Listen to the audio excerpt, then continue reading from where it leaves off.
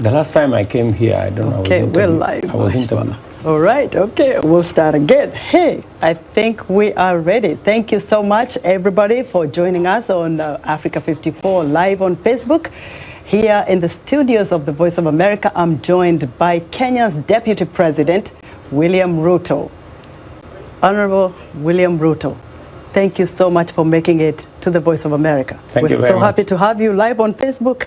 Let's deal with the issues of the day. You are running for the top seat in Kenya on August 9th, right? That's correct. What's your vision for Kenya? Why do you want to become the next president of Kenya?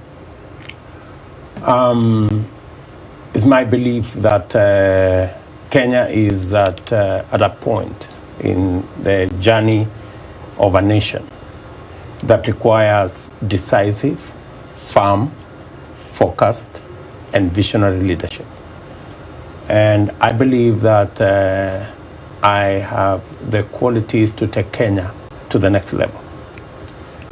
I and my team, we have developed a plan, and we have a track record. I have been deputy president for 9 years. I have clarity in where this country is. I have clarity on where it should go from here. There are things we have done over the last 9 years that have given me the persuasion that indeed we can make Kenya a different country in a very short while. Let's digest that for a little bit, Deputy President. I am very confident because that Kenya can go to the next level. You have a vision, and you have been Deputy President for the last 9 years. Correct. What are the things that didn't go well that you feel once you become the President of Kenya, you will make right? Precisely. When we came into office in 2013, we set about going to build a foundation. And that foundation, we appropriated that we needed to build a solid foundation of infrastructure, of training, of energy distribution. On the foundation of infrastructure, we built 700 kilometers of rail. We built 10,000 kilometers of tarmac. We've generated and distributed electricity to 8.5 million people. And we have built, apart from secondary education, we've built training for skills and competences with 170 technical training colleges. It is on that foundation that I believe the takeoff for Kenya is now ready. And among the things, as you've asked correctly, the things that we didn't manage to achieve in the last 8 years, and especially in the last 5 years, we had set out a program called the Big Four that had huge investments that would create jobs, that had investments in agriculture that would not only build capacity, it would also enhance productivity of our very progressive farming endeavors. And we had in it a whole program on universal health coverage and manufacturing. Unfortunately, the Big Four plan did not go as we had planned. Why? Because we got ourselves engaged in another program that was not part of the agenda upon which we were elected.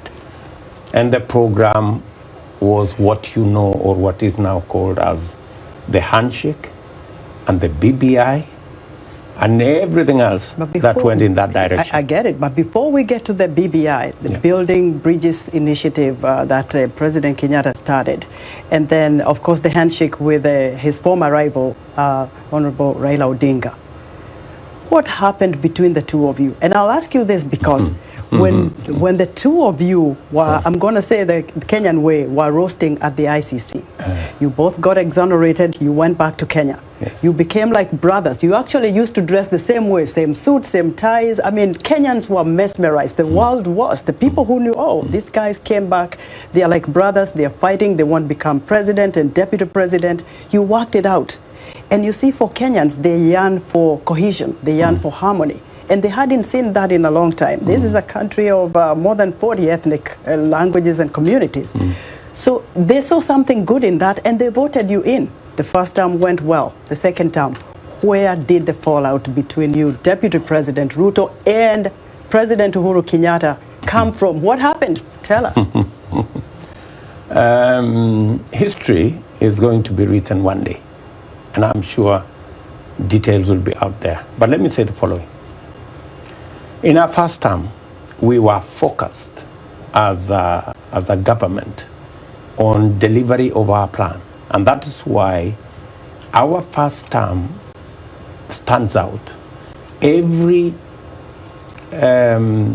legacy program President Uhuru Kenyatta will go home with is the programs of the first term. Whether you talk about the SGR, whether you talk about our road network, whether we talk about our electricity connection, whether you talk about the equipment we have supplied in our referral hospitals, whether we talk about the TVET program, that's all first term. Fine, but what happened? Second term, because we got a lot of stuff we need to get. Second term, we got ourselves engaged in this handshake that was built to be an exercise to bring people together. And as President Kenyatta has said, I was briefed. President Kenyatta informed me. In fact, before Raila Odinga engaged President Kenyatta, he tried to engage me. And it's in the public domain. But is there anything wrong to build bridges? Absolutely. There is Wasn't that problem. a good thing? Like reach out to the opposition, build Kenya? There was no problem. But the things we had agreed upon as forming part of the handshake, it mutated into something else. We didn't discuss, for example, that it would be an exercise to kill the opposition and to kill oversight. We didn't discuss, for example, that members of the ruling party would be jettisoned so that members of the opposition can occupy committees in parliament. We didn't agree, for example, that this was an exercise in changing the constitution. And we didn't agree that this was an exercise in succession. So the thorny issues that you did not agree with. So everything we didn't agree with became the handshake, except for the things we had agreed upon. In fact, I had been informed that Raila Odinga had agreed that he wanted to be facilitated to retire. And I remember asking, really? Do you expect? We know Raila Odinga and we know his games. And I was saying that time, I don't think Raila Odinga is going to retire. I'll say this to you, I think he's going President. to talk about the Constitution. And every fear that I had has come to be. I'll say this to you, Deputy President Ruto. Before Uhuru Kenyatta, you and Raila Odinga were working together. You were in the opposition with him. Until, of course, this elephant of ICC came, and then, you found yourselves together. Of course, you came back, like we said, you became good friends, you worked for the government, things were moving, and people were happy. But things didn't go well. So the two of them have been your friends. But now, you're not. And it is so clear and by the language. It doesn't look that way. And for your information, Esther, we started ODM, all of us together. President Kenyatta, myself, Raila Odinga, and many others. Okay. Right? So as to being on the same side, yes, we've been on the same side. But when you work with people, then you discover there are people you can work with, and there are people you can't work with. And I have absolutely no problem with the handshake. The only problem I have with it is it became what we didn't agree it to be. And in the process, the people of Kenya lost. Okay. We lost the opposition, we lost the ruling party, We lost our government. We lost the Big Four plan. We lost direction. And because you lost direction, Kenyans lost direction. Let me tell you the bigger biting issues, because look, I come from there. We have families there. You know how it is here in America. You're going to meet the diaspora, they probably will confront you with the same kinds of questions. The moral fabric of Kenya has gone way so bad that what we're reading every day is killings, children being killed, people have lost their mind. There is no food on the table, the economy has dwindled, and there's high-level corruption. This is the root cause of the problem in Kenya. Every day we wake up, we're looking at the newspapers, we're reading stories that we've never seen before in the history of Kenya, where a woman will wake up and poison her kids because she can't handle it anymore. Deputy President, you are on the front lines in the churches. We know where you stand with your faith. What is wrong with the Kenyan fabric? Why are Kenyans so desperate to that level? We read this news and we wonder what's going on with our motherland. It is not good at all. What are you going to do about it? Because you're running for the top seat. On what grounds now, if people cannot put food on the table? People are committing suicide. There's even incest in the families. We gotta tell it like it is, because that's what's happening in Kenya. How are you going to address that? Because all we see is that little bickering of politicians while people are suffering. Yes, there is COVID, that is global. What is the problem with Kenya? What's the problem with this high-level corruption? What's the problem with not putting food on the table? Why can't we feed Kenyans? Why can't you feed Kenyans? You're the leaders. It's your responsibility. Answer me, because I'm very emotional on that topic. Thank you very much, Esther, and I feel you. Yes.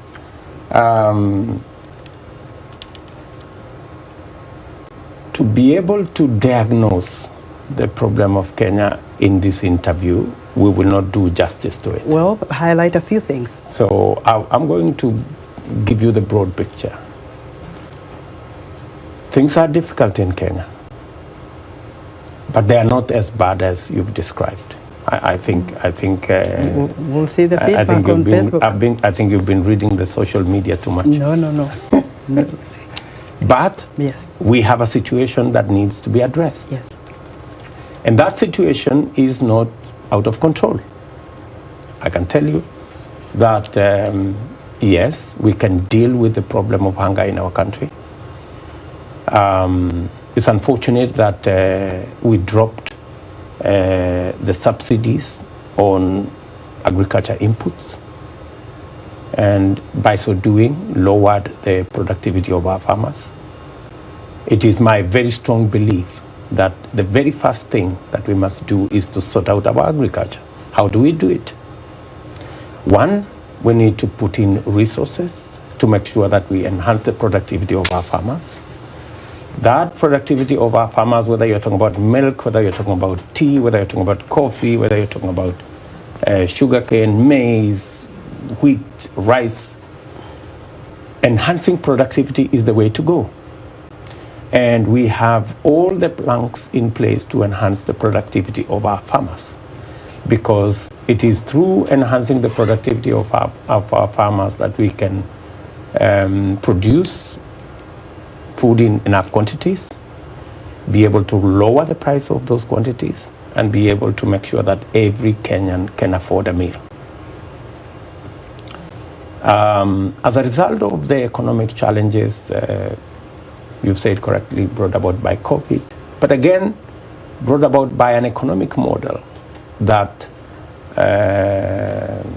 doesn't carry everybody, because of trickle-down economics.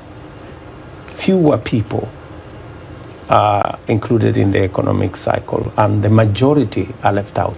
And that is why we are proposing, the team that myself, Musalia Mudavadi, Moses Wetangula, and many other Kenyans lead, are proposing a bottom-up economic model that puts money in people's pockets. And that takes me and it is an innovation, and it is a realization that even in this country, they believe that the trickle-down economic model hasn't worked. Okay. I heard Joe Biden 2 days ago say exactly that. I hear that, Deputy President. So that brings me to your moniker, the Hustler Nation. How viable is that? And for people who probably don't know what the Hustler Nation, it's like you want to say you started way poor. You are out there, you know, hustling to make ends meet. But a lot of people don't buy that either. They feel that you've been in a political, you know, path for a long time with former President Daniel Arap Moi. So you've been able to make some money. You've been able to do okay. And a lot of people who are hustlers, they're people who can hardly put food on the table or have 2 meals a day. And so how do you, what's your vision of this Hustler Nation? How are you going to build that up for people who can't even afford a meal a day? The Hustler Nation is about an economy, and it's about an economy that works for everybody. The Hustler Nation is not about rich people versus poor people. That's not what it is. The Hustler Nation is about a nation of possibilities, a nation that gives equal chance to every citizen and provides a ladder for every citizen to climb up the economic ladder. And if you listen carefully about our proposals on the bottom-up economic model, it's about the people who have no jobs. How do we create jobs deliberately? How do we put resources where we can deliberately create more jobs so that we can get people off the streets into work? Give me some samples of that, because it's your vision. How do you do that? For example, yes, in our Big Four plan, we had a whole program on social, low income, low cost housing. It wasn't about the houses, it was about the jobs.